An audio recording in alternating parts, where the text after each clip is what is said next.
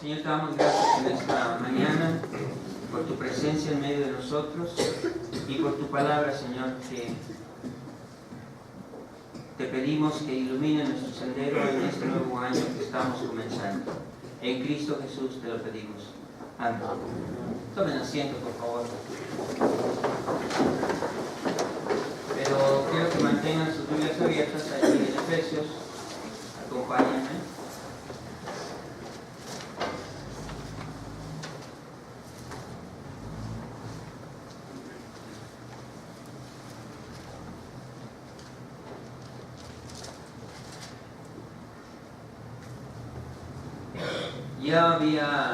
Yo les había comentado ya hace tiempo que el pueblo de Israel había esperado durante mucho tiempo, muchos siglos, al Mesías, la llegada del Mesías, la llegada de aquel que salvaría al pueblo, aquel que haría cosas que pondrían a Israel en la cima de todas las otras naciones. Todos los israelitas estaban esperando precisamente la llegada del Mesías para salir del oprobio en el que muchas otras naciones los habían tenido. Porque también les había comentado que la historia de Israel es así, ¿verdad? Cuando no estaban bajo el poder de unos, estaban bajo el poder de otros. Cuando no eran los egipcios, eran los babilonios. Cuando no eran los babilonios, eran los persas. Cuando no eran los asirios, en fin. Así que casi siempre habían estado bajo el poder de una nación extranjera. Los últimos habían sido los griegos y después de ellos los romanos. Para el tiempo de Jesucristo, los romanos estaban teniendo el gobierno de esa provincia de Israel. Y durante más o menos unos 800 años antes de Cristo, antes de la llegada del Mesías, el pueblo de Israel ya tenía estos anuncios. Mucha gente vivió con la esperanza, nunca la vio realizada en su vida, en su existencia. Por ejemplo, Isaías, por ejemplo, Jeremías, por ejemplo, Miqueas, Joel y muchos de esos otros profetas que vivieron antes de Cristo, vivieron por la esperanza, pero nunca la vieron realizada en su tiempo, en su existencia. De pronto, ¿verdad? Viene el pueblo griego, conquista a Israel, los oprime de tal manera que les obliga, incluso, hermanos, a presenciar el sacrificio de un cerdo en el altar dedicado a los sacrificios a Jehová allí en el templo. ¿Se imaginan tal afrenta para el pueblo de Israel? Ustedes saben que para los israelitas el cerdo es un animal que ni siquiera debería tocarse, ¿no? O tenerse como crianza, ni siquiera eso. Y verlo sacrificado allí en el altar, en el templo de Jehová, pues fue un gran sacrilegio para ellos. Por eso algunos se levantaron en armas y pues expulsaron poco a poco a los griegos. Pero vivieron así durante esos más o menos unos 200 años antes de Cristo, vivieron así bajo esta familia que se llamaba la familia de los Macabeos, ¿verdad? Con ese liderazgo y todo lo demás, pero sin tener alguien que fuera del linaje de Aarón como sacerdote, porque los Macabeos se adjudicaron ese papel, pero no pertenecían al linaje de Aarón. Ya después fue restablecido el sacerdocio aaronita, pero la gente seguía esperando. ¿Qué esperaban? Precisamente lo que los profetas llaman la consolación del pueblo de Israel. Es decir, el salir de ese dolor, oprobio, frustración y dependencia de otras naciones. Pablo dice en Gálatas que llegado el tiempo, entonces Dios envió a su Hijo Y también escucharon que llegado el tiempo fue propicio para que el Mesías naciera entre nosotros en ese tiempo, en el tiempo del Imperio Romano que conquistaba todo lo que era conocido en el occidente en aquel entonces y parte del oriente. Y ahora, ¿qué es lo que nosotros entonces tenemos que hacer? Si me acompañan allí a Efesios, por favor.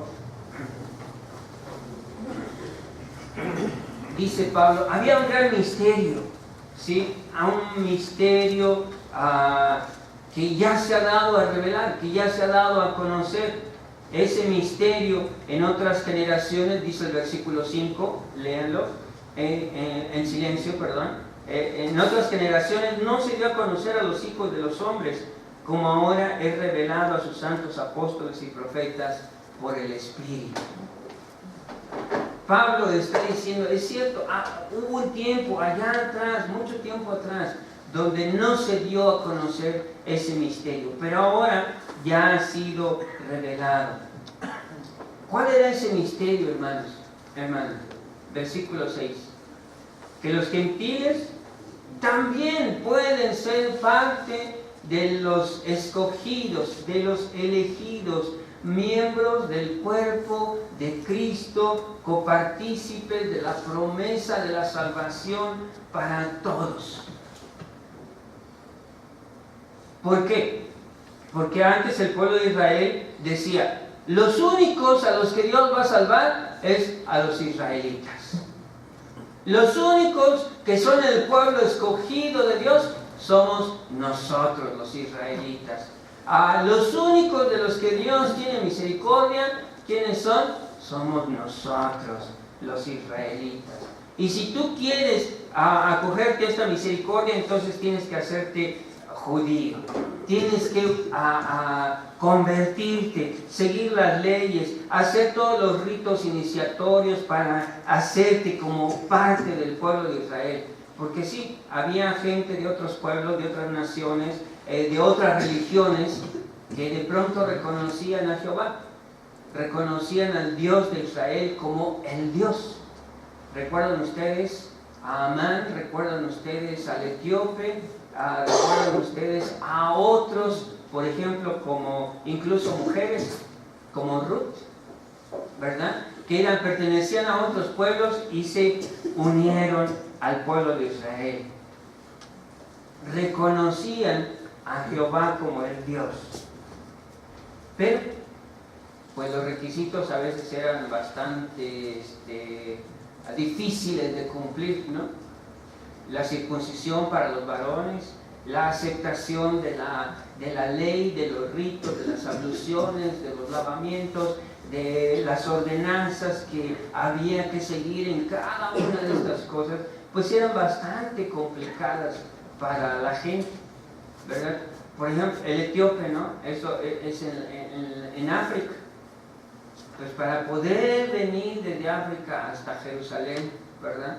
Imagínense lo que costaría en aquel entonces, en tiempo, en esfuerzo, en dinero, etcétera, etcétera, todo eso. Así, los que venían desde Babilonia, los que venían desde la Mesopotamia, allá, todos estos les costaba bastante trabajo. Además, vivir en medio de un pueblo que adoraba a otros dioses, pues no era sencillo adorar a Jehová. ¿Recuerdan ustedes a Daniel? ¿Verdad? Daniel, allí habitando entre los babilonios, tuvo que enfrentarse a la muerte por lo menos en 2 ocasiones. ¿Sí? Y eso nos hace ver que no es fácil honrar a Dios, o que no era fácil honrar a Dios en un pueblo extraño o extranjero, que no supiera acerca de Jehová. Lo estamos viendo ahora, hermanos, hermanas, en la actualidad. Si ustedes fueran cristianos allá, precisamente por esa región de lo que ahora es Siria, Asiria, si ustedes fueran cristianos allá, pues probablemente verdaderamente su vida estaría amenazada. Si vivieran allá un poquito más hacia el oriente, también en la India, en algunos otros lugares donde cristianos han sido masacrados, han sido muertos, han sido encerrados en la iglesia y quemados. En fin, si nosotros fuéramos cristianos en algún otro país donde la religión cristiana no fuera la mayoritaria o la aceptada, nuestra vida verdaderamente podría estar amenazada. Así que cuando vemos este asunto, nos damos cuenta de que Pablo está diciendo el misterio, ese secreto, por decirlo así, que había estado guardado por siglos, ya ha sido revelado. Los gentiles también pueden pertenecer al pueblo de Dios, pueden ser salvos. Y nosotros, hermanos, hermanas, formamos parte de ese pueblo que antes se le llamaba gentil. Yo les preguntaba, ¿verdad?, hace tiempo, porque ¿quiénes de ustedes tienen ascendencia judía, hermano? ¿Quiénes tienen familiares judíos? Ustedes puedan decir, no, pues yo provengo de la tribu de Rubén, de Neftalí, de Judá, ¿verdad?, de Benjamín. O por lo menos tienen parientes que se apellidan, yo decía aquí Pérez, ¿verdad? En español es Pérez, ¿no? Porque Pérez es un apellido, es un nombre familiar hebreo, ¿no? Ya latinizado, pues es Pérez. Hermanos, y nosotros pertenecemos a este pueblo gentil. No somos israelitas, pero hemos sido, dice Pablo, injertados en Cristo Jesús. Y entonces va reconociendo esto el apóstol. Si me siguen acompañando, por favor, allí en el versículo 8 dice: a mí, que soy menos que el más pequeño de todos los santos, me fue dada esta gracia de anunciar entre los gentiles el evangelio de las inescrutables riquezas de Cristo. Y de aclarar a todos cuál sea la dispensación del misterio escondido desde los siglos en Dios, que creó todas las cosas. Pablo sabe que Dios le ha encargado algo muy especial. ¿Recuerdan en su llamamiento? Cuando Dios lo derribó allí en el camino a Damasco, quedó ciego, llegó a la casa de un cristiano, llamaron al profeta y al profeta le fue dicho: tú ve, no te importe quién es, tú ve, porque yo le voy a mostrar a Saulo cuánto le es necesario padecer por causa de mí. Él que había hecho padecer a otros, ahora iba a padecer por la misma razón. Pablo se convierte, ya cuando el Señor lo encuentra allí, le dice: Pablo, tú vas a ser mi mensajero y tú vas a estar ante reyes y ante principales. Precisamente por eso esa es la razón. Lo envió el apóstol, el enviado, fue para dar a conocer el evangelio de Cristo Jesús a todos los que pudo del pueblo gentil. Y él decía: sí, yo soy menos que todos los santos. Incluso a veces Pablo se consideraba como un aborto, ¿verdad?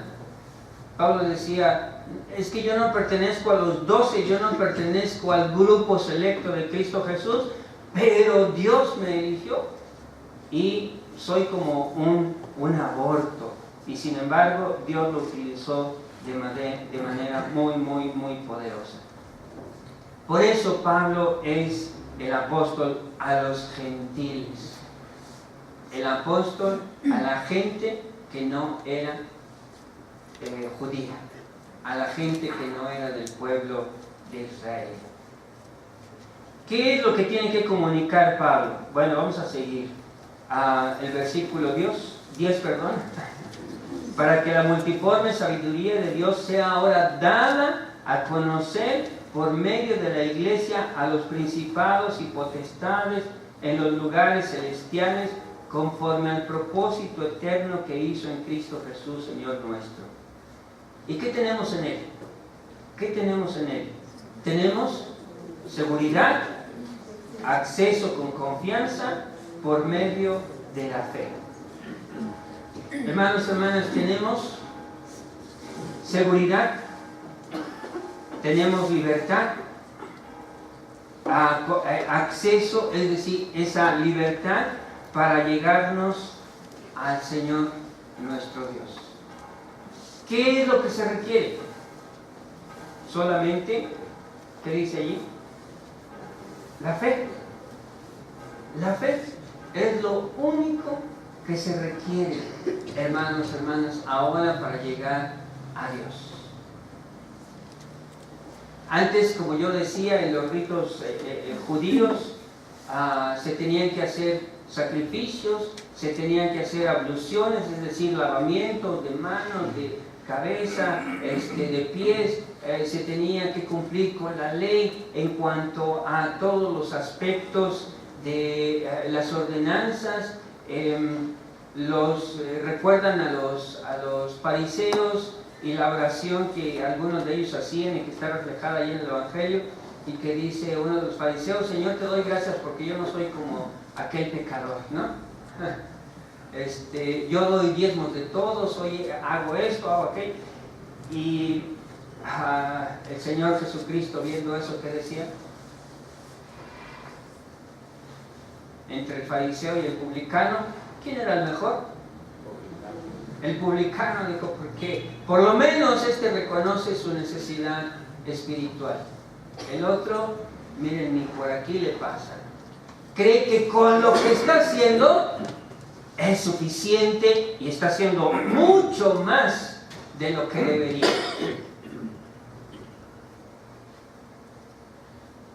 Así que el Evangelio nos dice: lo único que necesitas verdaderamente para acercarte a Dios es tener fe en Cristo Jesús.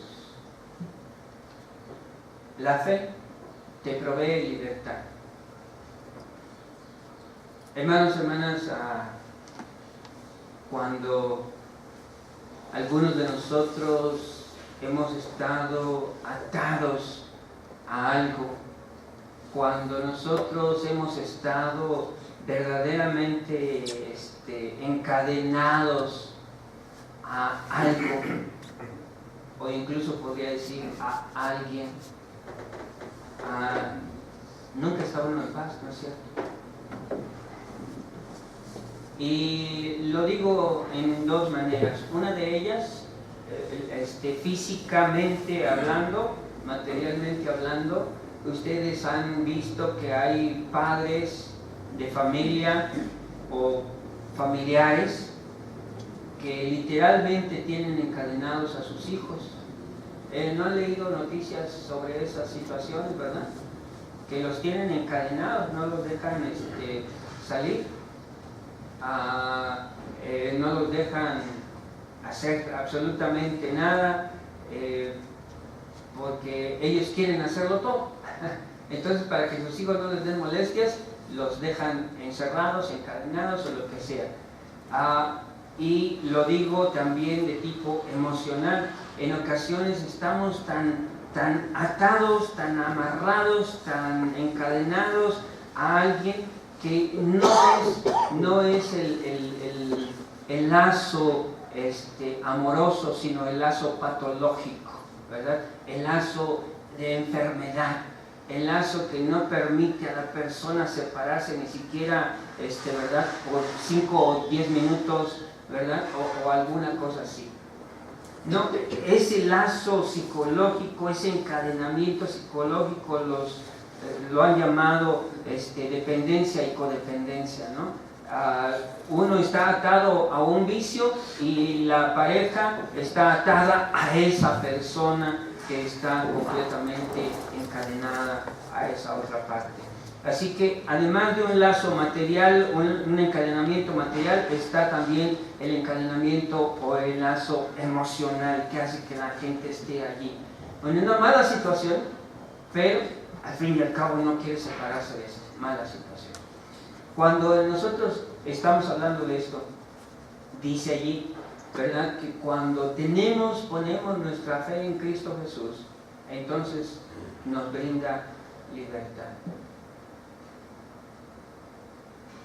Yo he conocido, y podría hablar de su servidor, pero mejor hablo de otros, de quienes he conocido, y nos hemos dado cuenta de cómo, estando sumidos, encadenados por alguna adicción, de pronto han encontrado fe en el Señor Jesucristo y han salido de esa adicción de la noche a la mañana. No han necesitado tratamiento, esto, aquello, no, porque el Señor les dio absoluta libertad, completa libertad. Y yo puedo mencionarles casos que yo mismo he acompañado, ¿no? Han encontrado que cuando depositaron su fe, su confianza en Cristo Jesús, ya no necesitaron otro. Ya no. Se hallaron libres de todo eso. Pero no solamente eso. Ustedes podían ver a estas personas en una mala condición con sus hijos, una mala condición con su pareja, una mala situación económica, una mala situación en relaciones sociales y todo lo demás. Y de pronto, cuando depositaron su confianza en el Señor Jesús, cuando depositaron su fe en el Señor Jesús, todo eso fue transformándose.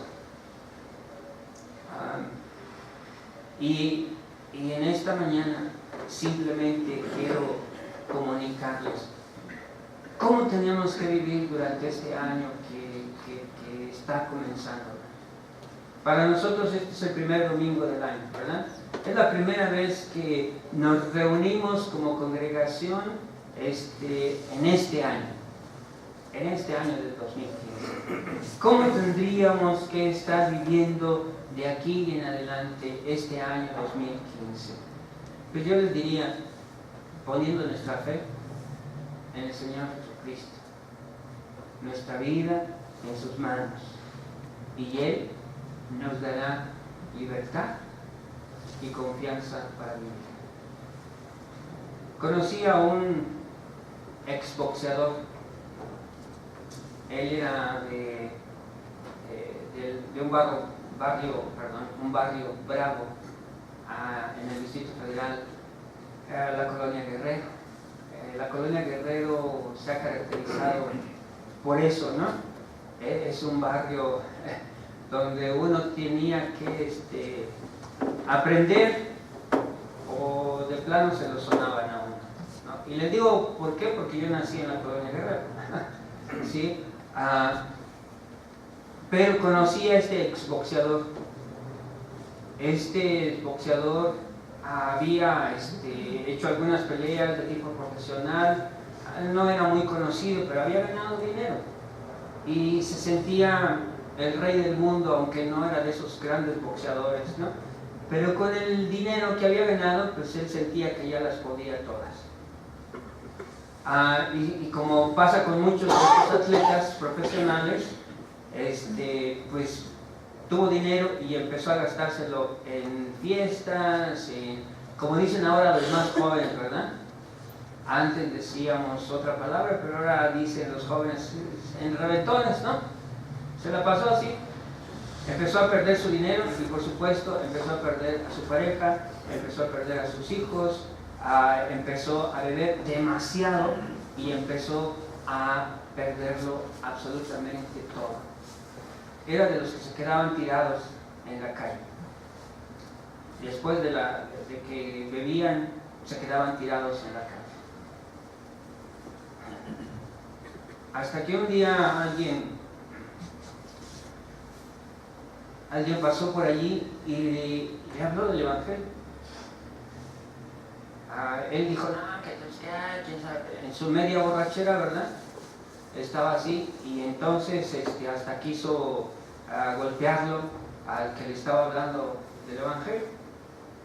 Esta otra persona se retiró, dijo, bueno, ok, está bien. Pero no se dejó, no se detuvo con eso. Cuando lo vio sobrio, fue y habló con él y le presentó una vez más el mensaje del Evangelio. Y cuando este muchacho, porque todavía era joven, reaccionó, cuando le entregó su vida a Cristo allí en la calle, toda su vida se transformó, toda su vida cambió. Empezó a recuperar a su esposa, empezó a recuperar a sus hijos, empezó a recuperar su vida. Ya no podía ser boxeador, cierto, pero empezó a trabajar en diferentes oficios. Empezó a ser panadero, empezó a hacer otras cosas, después se convirtió en lo que ahora llamaríamos un microempresario, ¿verdad? Y empezó a sanar todas sus relaciones, las que antes su adicción le había hecho que se rompieran. Todas sus relaciones, con amigos, con amigas, con compañeros, con gente de su barrio, todo ahí. Y se convirtió en una persona completamente diferente. Cuando algunos de allí del barrio lo empezaron a ver, que pues ya no andaba, ¿verdad?, andrajoso, ni nada, ni sucio, ni alcoholizado, toda la gente se empezó a sorprender y dijo, pues, ¿qué le pasó a este cuate, no? ¿Fue su esposa? Y él decía, no, mi esposa para nada, pero le agradezco a Dios porque ella está, ¿no? Entonces, ¿qué? ¿Pensaste en tus hijos? No, tampoco fueron mis hijos ni pensar en ellos. Y empezaron a preguntarle hasta que él dijo, ¿saben qué fue lo que transformó mi vida? Cristo Jesús. A pesar de la condición, recuerdo estas palabras, a pesar de la condición en la que yo me encontraba, Cristo Jesús se acercó a mí, me tendió la mano, me dio libertad y me dio la confianza que yo necesitaba para enfrentar la vida.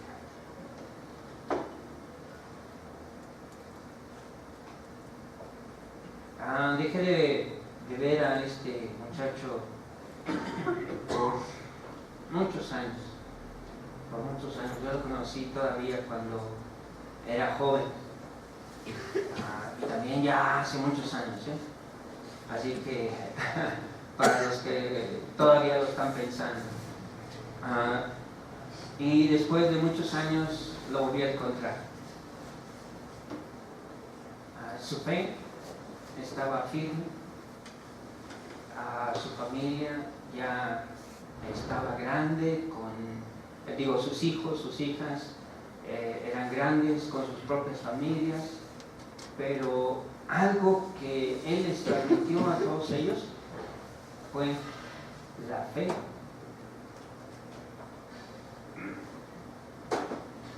Decía él que había salvado no solamente su vida, sino también a toda su familia. Hermanos, hermanas, la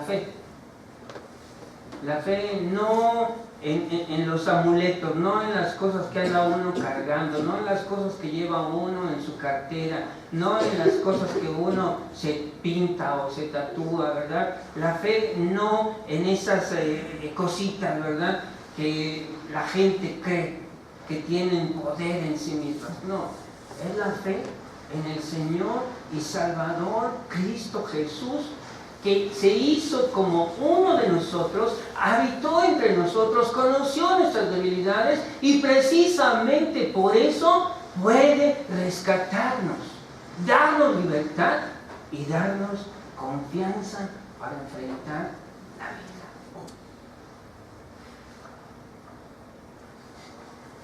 Esa es la fe. Así que, ¿cómo tenemos que vivir durante este próximo año, hermanos, hermanas? Yo les diría, bueno, muchos de nosotros no nos encontramos en la condición del boxeador, ¿verdad? No nos encontramos en una situación tan terrible, no nos encontramos tan sumidos, muchos de nosotros no estamos así, tal vez. Pero, si su vida consideran que no es tan buena, que podría ser mejor, si consideran que no son tan felices como deberían o como pudieran, entonces tal vez también necesitan esa fe en Cristo Jesús, ¿no? Esa fe que puede hacer que todas las cosas se transformen.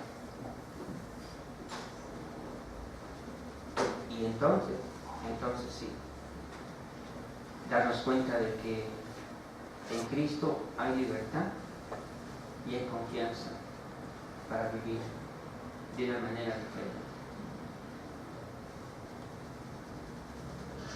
Oremos.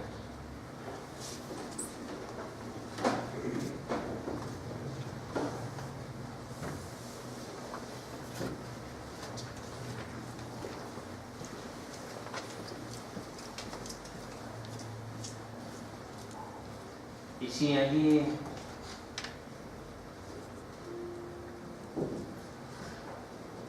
te das cuenta de que tú necesitas libertad en tu vida,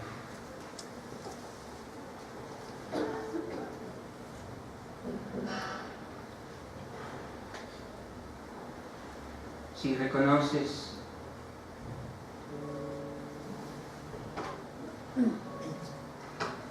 que hay cosas a las que estás encadenado o encadenada,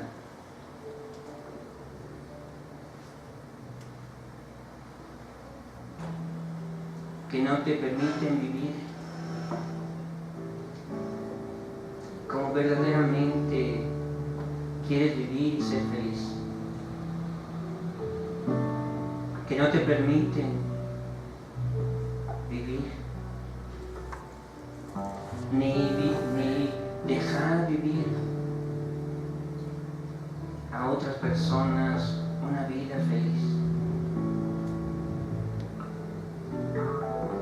Entonces, dile al Señor Jesucristo: Señor, ven a mi vida.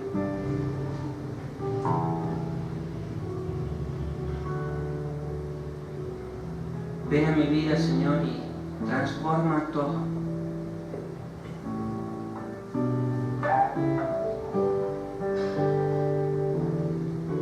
Quita de mi corazón, Señor,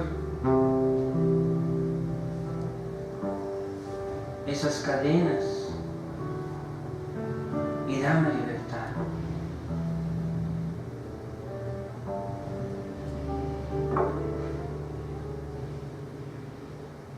Señor, en esta hora estamos rogándote, suplicándote, Señor, que tú traigas libertad, que des confianza, pero solamente, Señor, sabemos que será a través de la fe en tu Hijo Jesucristo.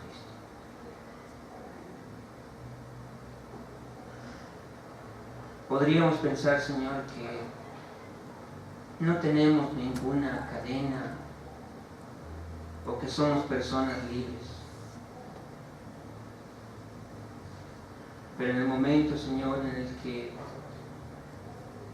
volvemos la vista atrás o volvemos la vista a nuestro propio corazón, nos damos cuenta que en realidad no hemos encontrado la felicidad, porque esta solamente se halla en ti. Encontrarte a ti, Señor, significa encontrar el sentido, la dirección, el significado de la verdadera vida. Ayúdanos a hallarlo, Señor. Ayúdanos a hallarlo, Señor. Tu amor por nosotros, Señor, es mucho más grande que cualquier otra cosa. Es, Señor, eterno, y a través de Él nos llamas. Y por eso, Dios, estamos delante de ti,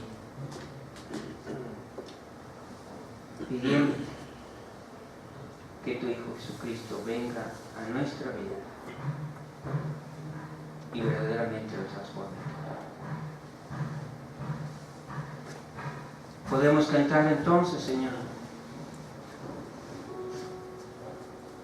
que tu amor por nosotros es inmensurable y es eterno, Señor.